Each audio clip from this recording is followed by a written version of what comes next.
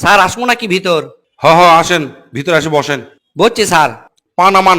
ও sir, Panama. Panama তো একটা দেশের নাম। এই দেশত বেড়াচল থাকে, বেটিচল থাকে, সুন্দর সুন্দর পাহাড় আছে, নদী আছে, অনেক কিছু দেখার আছে, বুঝছেন? তোর মেয়ে, আপনি কি আমি পানামা দেশের নাম কছি? আপনি কি আমি পা নামে বসবার কছি? ভদ্রতা বোঝেন না? ও স্যার, সরি স্যার। এই যে পানামে বলছিলেন, এখন কন। আপনার নাম কি? আমার নাম স্যার চিনি ঢালি। কি করলেন? চিনি ঢালি? এটা কি কোনো মানুষের নাম হতে পারে? কৃষক হবি না স্যার? আসার সময় নেম প্লেট দেখে আপনার নাম হচ্ছে বোতল পাতি। তা আপনার নাম যদি বোতল পাতি হতে পারে, তাহলে আমি চিনি ঢালি হব না কৃষক স্যার? আচ্ছা ঠিক আছে, আপনার বাপের নাম কি? কোন বাপের নাম কমো স্যার?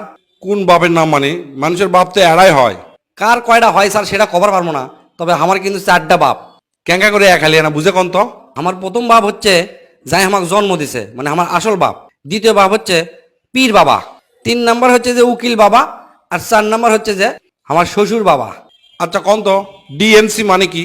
ও স্যার, ডিএনসি মানে তো খুবই সহজ। ধরো, মারো, ছাড়ো। আপনার কথাবার্তাতে দেখি সব উল্টা পাল্টা। আচ্ছা কন তো দেখি, অর্থনীতি কাক কয়? স্যার, এলে কোনো প্রশ্ন? এলে তো আমার সাথে ইয়ার্কি করছেন। অর্থনীতি হচ্ছে যে নীতির মাধ্যমে 2 আঙ্গুল দ্বারা মানুষের পকেটের থেকে লিজের পকেটের টাকা পার করলে আসা হয়, অর্থাৎ অর্থ পার করলে আসা হয়, তাকে কয় অর্থনীতি। তাই না? আচ্ছা কন, সুখী ফ্যামিলি কাক কয়? এল্লা কি কথাবার্তা স্যার? সুখী তো আমার খালাতো বোনের নাম। আপনি আমার খালাতো বোনে গেলে টানাটানি করেছেন, ঘটনা কি? আরে সুখী মানে সেই সুখী লয়, হ্যাপি ফ্যামিলি। সুখী ফ্যামিলি কাক কয় কন?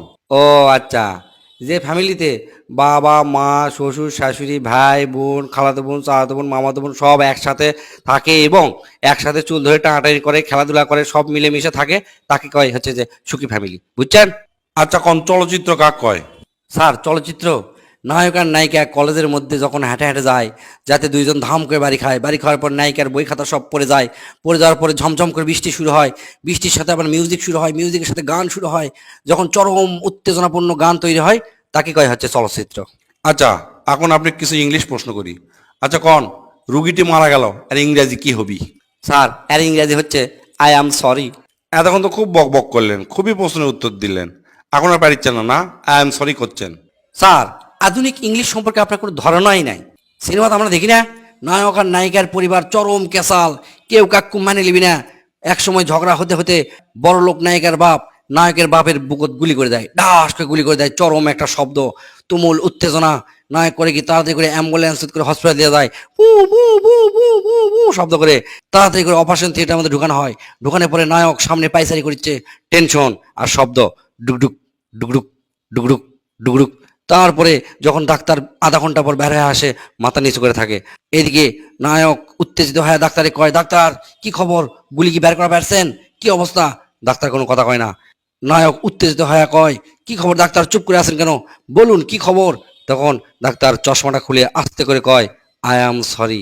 অর্থাৎ তখনই সবাই বুঝে ফেলে দেয় রোগীটি মারা গিয়েছে। বুঝতে পারছেন? ইহাকেই বলে মারা যাওয়ার ইংলিশ।